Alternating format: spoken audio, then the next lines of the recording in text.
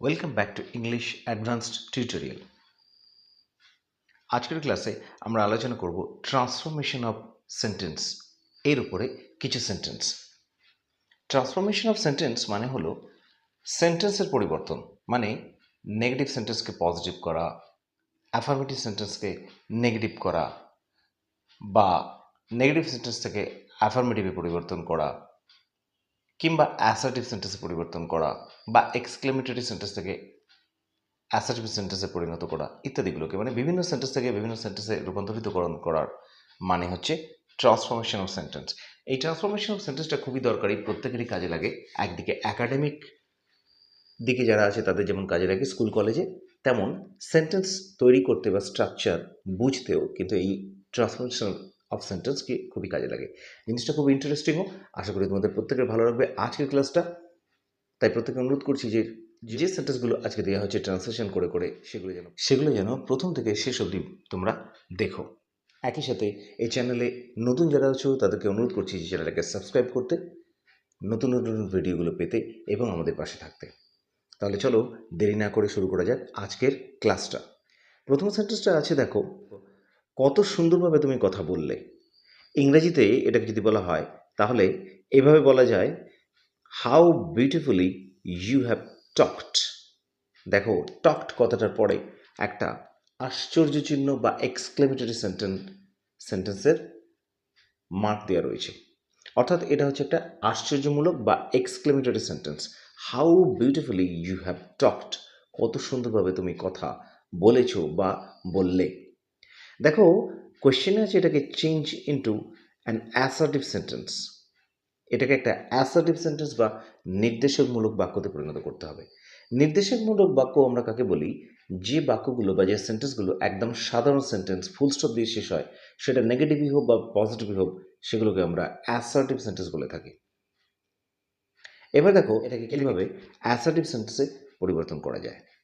দেখো, ঠিক এভাবে কথাটা যদি আমরা লিখি, you have talked very beautifully, তাহলেও কিন্তু ওপরের কথার মতো একই কথার অর্থ কিন্তু এখানে বোঝাচ্ছে। ইউ হ্যাভ টকড বিউটিফুলি মানে তুমি কত সুন্দর কথা বলে।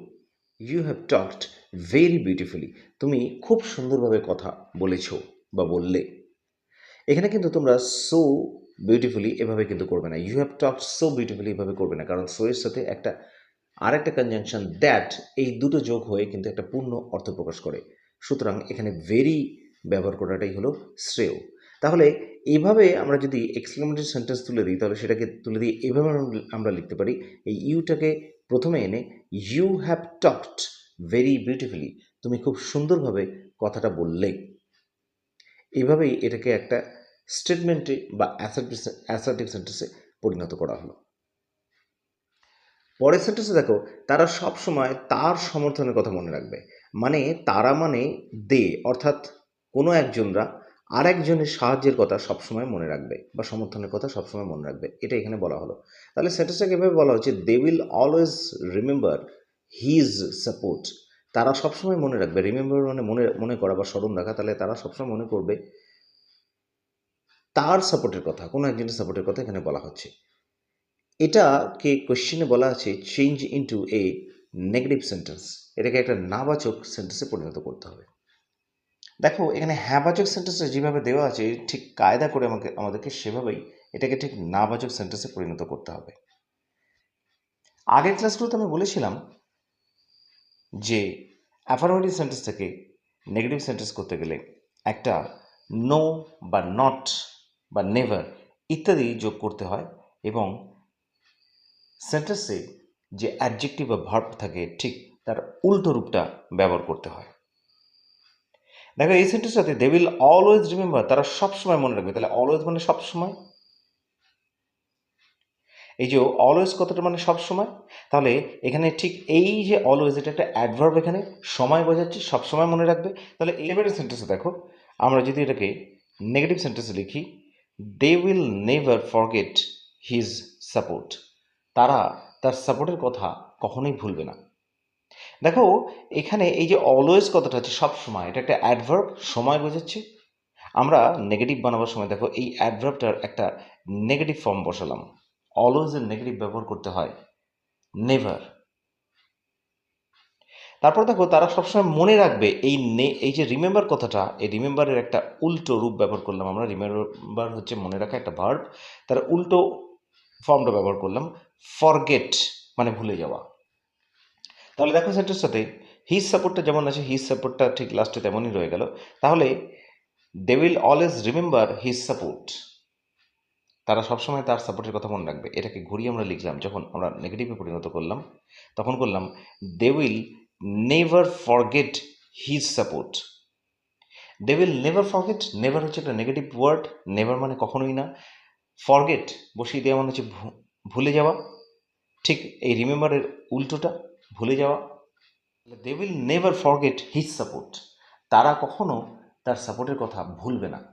তারা, যদি আমরা এই কথা বলি যে তারা তার সাপোর্টের কথা সারা জীবন মনে রাখবে, তাহলে যদি আমরা এই কথাটা ইউজ করি যে তারা কখনোই তার সাপোর্টের কথা ভুলবে না, তাহলে কিন্তু সেম অর্থই কিন্তু প্রকাশ করা হলো। যে কোনো সেন্টেন্স ট্রান্সফরমেশনে সেন্টেন্সের অর্থটাকে সেম রেখে সেন্টেন্সের স্ট্রাকচারটাকে পরিবর্তন করতে পারলেই সেটাই ট্রান্সফরমেশন অফ সেন্টেন্স হয়। এবার এই সেন্টেন্সে দেখো, সে নদীর ধারে একটা বাড়িতে বসবাস করে। এটা একটা সিম্পল সেন্টেন্স আছে। তাহলে এটার ইংলিশটা lives in a house beside the river. সে একটা বাড়িতে বাস করে বিসাইড দ্য রিভার, নদীর পাশে। এই সেন্টেন্সটাই আমাদেরকে কমপ্লেক্স সেন্টেন্সে পরিণত করতে হবে। সিম্পল থেকে কমপ্লেক্স সেন্টেন্সে পরিণত করার একটা সহজ নিয়ম হলো, যে পোর্শনটা ছোট থাকবে আমরা সেটাকে বাড়িয়ে দেব। ফ্রেজ থেকে আমরা ক্লজ বানিয়ে দেব, যে ক্লজটার মধ্যে সাবজেক্ট, ভার্ব এবং অবজেক্ট আছে এবং সেটা একটা মানে প্রকাশ করে।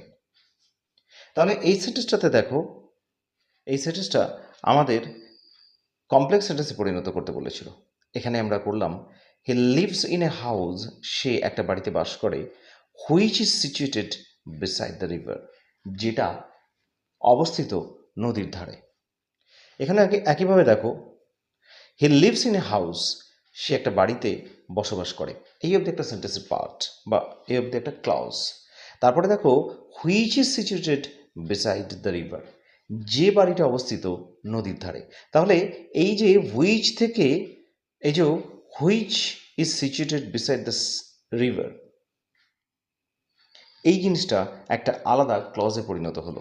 এটা একটা সাবঅর্ডিনেট ক্লজে পরিণত হলো। প্রথমত হুইচ দিয়ে জোড়া আছে, আর যেটার বর্ণনা দিচ্ছে কোন জায়গাতে অবস্থিত সেই জায়গাটা, সুতরাং এটা একটা অ্যাডভার্ব ক্লজ হয়ে গেল। অর্থাৎ হুইচ থেকে এই রিভার অবধি হলো একটা অ্যাডভার্ব ক্লজ। এটা একটা সাবঅর্ডিনেট ক্লজ, কারণ এটা মেইন ক্লজের উপরে নির্ভর করে আছে। এবার দেখো he lives in a house, সে একটা বাড়িতে বসবাস করে। এই কথাটাকে আমরা ছেড়ে দিলে আলাদাভাবে এটার অর্থ প্রকাশ করতে পারছি, সুতরাং এটা হচ্ছে একটা প্রিন্সিপাল ক্লজ। আর বাকি হুইচ দিয়ে এই শেষ অবধি যেটা আছে সেটা হচ্ছে একটা সাবঅর্ডিনেট ক্লজ। এভাবেই সিম্পল সেন্টেন্সটাকে কমপ্লেক্স সেন্টেন্স পরিণত করা হলো। পরের প্রশ্নটা দেখো, পরের সেন্টেন্সটা, সে পেটের সমস্যার কিছু উপসর্গ খুঁজে পেয়েছিল। এখানে সেন্টেন্সটা দেওয়া আছে he found some symptoms of stomach trouble. এটাকে কমপ্লেক্স সেন্টেন্স পরিণত করতে বলেছে। এটা একটা সিম্পল সেন্টেন্সে আছে। এখানে একটা ফিনিট ভার্ব আছে হি ফাউন্ড, এই ফাউন্ড হচ্ছে একটা ফিনিট ভার্ব বা প্রধান ভার্ব। দেখো কমপ্লেক্স সেন্টেন্স বানিয়ে আমরা এটাকে এভাবে লিখলাম, he found some symptoms which showed the signs of stomach trouble. এই যে স্টোমাক ট্রাবল প্রথমেই যে কথাটা আছে, আমরা এইটাকে এখানে বাড়িয়ে নিলাম এই সেন্টেন্সটাকে। তাহলে হি ফাউন্ড সাম সিমটমস, সে কিছু সিমটমস খুঁজে পেয়েছিল, এটাকে যেমন আছে তেমনই রেখে দেওয়া হলো। আর এই যে পার্টটা অফ স্টোমাক ট্রাবল, এটাকে বাড়িয়ে দেওয়া হলো, দিয়ে অর্থ করা হলো which showed the signs of stomach trouble, যেটা দেখিয়েছিল কিছু পেটের সমস্যার লক্ষণগুলো। এবার এই সেন্টেন্সটা দেখো, এটা নির্ভর করছে যে সে কেমন ব্যবহার করছে তার উপরে। দেখো এটার ইংলিশটা এভাবে এখানে লেখা আছে, ইট ডিপেন্ডস অন, এই যে অন মানে ওপরে, অর্থাৎ এটা নির্ভর করছে সেটার ওপরে। দেখো তারপরে লেখা আছে আলাদা করে একটা ক্লজ দিয়ে, হাউ শি উইল বিহেভ, কীভাবে সে বিহেভ করবে। এটাকে এখানে একটা সাবজেক্ট আছে, এই যে শেষের যে পার্টটা, এই শেষের পার্টটাতে একটা সাবজেক্ট আছে শি, উইলটা হচ্ছে একটা অক্সিলারি ভার্ব, বিলিভটা হচ্ছে। তাহলে এই পুরো ক্লজটাই এই অন কথাটার উপরে নির্ভর করে আছে। এটাকে আমাদের বলেছে মেক ইট সিম্পল সেন্টেন্স, এটাকে আমাদের সিম্পল সেন্টেন্সে করতে বলেছে। দেখো এটার উত্তর আমরা এভাবে লিখলাম, it depends on her behaviour. এই যে পুরো কথাটা, হাউ শি উইল বিহেভ, সে কীভাবে কেমন ব্যবহার করবে, এই পুরো কথাটাকে আমরা ছোট করে হার বিহেভিয়ার কথাটা লিখে দিলাম, অর্থাৎ তার ব্যবহার। প্রথম সেন্টেন্সটার অর্থ ছিল it depends on how she will behave, এটা নির্ভর করবে ঠিক সেটার উপরে যে সে কেমন ব্যবহার করছে। আর শেষের আমরা যে সেন্টেন্সটাকে বানালাম সেটার অর্থ হচ্ছে it depends on her behaviour, এটা নির্ভর করছে তার ব্যবহারের উপরে। এই যে হাউ শি উইল বিহেভ, এই পুরো ক্লজটাকে আমরা একটা ফ্রেজে বানিয়ে দিলাম এই সেন্টেন্সটাতে, অর্থাৎ হার বিহেভিয়ার, তার ব্যবহার। এইটাকে এইভাবে আমরা ছোট করে দিয়ে আমরা একটা সিম্পল সেন্টেন্সে পরিণত করলাম, এবং যেটার মধ্যে একটা ফ্রেজ দিয়ে জুড়ে দেওয়া হয়েছে হার বিহেভিয়ার, এই কথাটা দিয়ে ওপরের বাকি পোর্শনটা অর্থাৎ শি উইল বিহেভ, এই পার্টটাকে হার বিহেভিয়ার, এই হার বিহেভিয়ার কথাটি এখানে একটা ফ্রেজে পরিণত করে এটাকে সিম্পল সেন্টেন্স বানানো হয়েছে। তারপরের সেন্টেন্স দেখো, দুটো কেন একটা বিনামূল্যে পাও। এটা খুবই স্বাভাবিক কথা, আমরা প্রায় বলি। এর ইংলিশটা এরকম হয়, buy two get one free, অর্থাৎ দুটো জিনিস কেন একটা ফ্রি পাও। এটাকে মেক ইট কমপ্লেক্স, অর্থাৎ কমপ্লেক্স সেন্টেন্সে পরিণত করতে বলেছে। আমরা যদি বাংলায় চিন্তা করি এরকম একটা কথা, দুটো কেন আরেকটা পাবে, তাহলে এটাকে যদি আমরা ভেঙে বাংলাতে বলি তাহলে কি সেন্টেন্সটা ঠিক এরকম হবে, যদি তুমি দুটো জিনিস কেনো তাহলে একটা তুমি ফ্রি পাবে। সেন্টেন্সটা ঠিক এভাবে হবে। দেখো সেন্টেন্সটা এভাবে লেখা হয়েছে, ইফ ইউ বাই টু, যদি তুমি দুটো কেনো you will get one free, তুমি একটা ফ্রি পাবে। দেখো সেন্টেন্সের এখানে দুটো ভাগ আছে। আমরা জানি সিম্পল সেন্টেন্স এবং কমপ্লেক্স সেন্টেন্স করার সময় প্রথমত যে সেন্টেন্সটা কনজাংশন দিয়ে জুড়ে থাকবে সেই সেন্টেন্সটা ম্যাক্সিমাম চান্স থাকে সাবঅর্ডিনেট ক্লজ হওয়ার, আর যে সেন্টেন্সটা এরকম কিছু থাকবে না সেগুলো হবে সাধারণ বাক্য। এই যে কথাটা ইফ ইউ বাই টু, যদি তুমি দুটো কেনো, এটা একটা কন্ডিশন বোঝাচ্ছে। অ্যাডভার্ব করার সময় অ্যাডভার্বের অনেকগুলো ভাগের মধ্যে কন্ডিশন হচ্ছে একটা ভার্ব। এটা একটা কন্ডিশন বোঝাচ্ছে, যদি তুমি দুটো কেনো, if you two buy you will get one free, তবেই তুমি একটা ফ্রি পাবে। এবার এই সেন্টেন্সটা দেখো, দয়া করে দরজাটি খোলো, কাউকে একজনকে রিকোয়েস্ট করা হচ্ছে, তাহলে এর ইংরেজিটা এরকম হবে, প্লিজ ওপেন দ্য ডোর,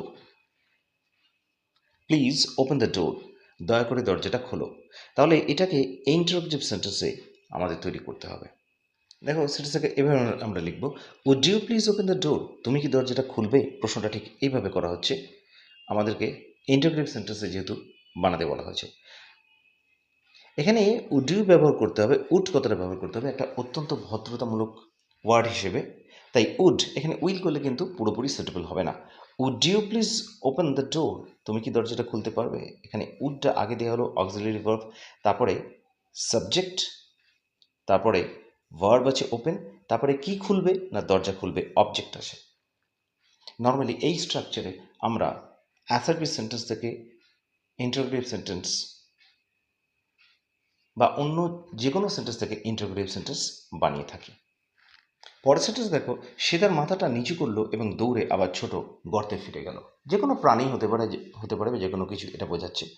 এর ইংলিশটা আছে হি বেন্ট হিজ হেড, বেন্ট মানে বেন্ডের নিচু, বেন্ডের পাস্ট টেন্স, বিইএনটি বেন্ট, বেন্ট কথাটার মানে নিচু হওয়া বা নিচু করা, এর পাস্ট টেন্স হচ্ছে বিইএনটি বেন্ট। তাহলে উত্তরটা এরকম হলো, he bent his head and ran away back to the little hole, সে তার মাথাটাকে নিচু করলো এবং ছোট্ট গর্তের মধ্যে আবার ফিরে গেল। এই সেন্টেন্সটাকেই সিম্পল সেন্টেন্সে পরিণত করতে বলেছে। আমরা জানি সিম্পল সেন্টেন্স যখন আমরা বানাবো তখন কমপ্লেক্স সেন্টেন্স থেকে সিম্পল বানাবার সময় কমপ্লেক্সে যে ক্লজগুলো আছে সেটাকে আমাদেরকে ছোট করে ফ্রেজ বানিয়ে দিতে হবে। দেখো এখানে প্রথম ভার্বটা আছে হি বেন্ট, মানে সে নিচু করেছিল কি না হিজ হেড, তার মাথাটাকে। তারপরে দেখো অ্যান্ড দিয়ে বা জোড়া আছে, and ran away back to the little hole, তারপরে আবার সে তার একটা গর্তে ফিরে গেল। দেখো সেন্টেন্সটা এভাবে এখানে লেখা হলো, bending his head he ran away back to the little hole. এই ধরনের পার্টিসিপল দিয়ে সেন্টেন্স তৈরি আমরা অনেক করেছি। ভার্বের সাথে আইএনজি যোগ করলে সেটা পার্টিসিপলে পরিণত হয়। আমরা সচরাচর এই ধরনের সেন্টেন্সকে যদি সিম্পল সেন্টেন্সে বানাতে যাই তাহলে প্রথম যে ভার্বটা থাকে সেটাকে আইএনজি যোগ করতে হয় এবং তার পরের পার্টটাকে যেমন আছে তেমন রেখে দিতে হয়। দেখো সেভাবে ঠিক সেভাবেই হয়েছে। বেন্ডিং হিজ হেড, এই যে হি বেন্ট হিজ হেড এইটুকুন পোর্শনকে ছোট করে দেওয়া হলো। বেন্ডিং হিজ হেড, সে তার মাথা নিচু করে। তারপরের পার্টটা দেখো কি আছে, যেমন আছে ঠিক তেমন রেখে দেওয়া হলো। Ran away back to the little hole, এখানেও তাই করা হয়েছে। He ran away back to the little hole. একটা জিনিস মনে রাখবে, এই প্রথম সেন্টেন্সটাতে হি বেন্ট হিজ হেড, এই যে হি এখানে করা আছে, হি মানে সে সাবজেক্ট অলরেডি বলা আছে, কিন্তু সেকেন্ড সেন্টেন্সটাতে বেন্ডিং হিজ হেড এই পোর্শনটায় কোনো সাবজেক্ট নেই। ঠিক তার পরের পোর্শনটা হি, হি দিয়ে শুরু হয়েছে। হি মানে সেই একজনের লোককে বোঝাচ্ছে। হি র্যান অ্যাওয়ে মানে bending his head he ran away back to the little hole, সে তার মাথাটাকে নিচু করে ফিরে গেল তার ছোট গর্তে।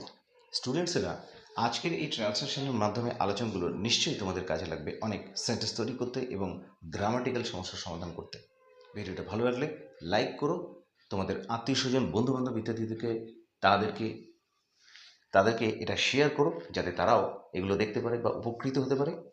আর তোমাদের ফার্দার কমেন্টস কিছু থাকলে, কোনো ক্লাসের রিকোয়ারমেন্ট থাকলে অবশ্যই সেটা আমাদেরকে জানিও, আমরা সেই অনুযায়ী ক্লাস তৈরি করব তোমাদেরই সুবিধার্থে। আজকের জন্য এটুকুই, দেখা হচ্ছে আবার নেক্সট ক্লাসে। ধন্যবাদ।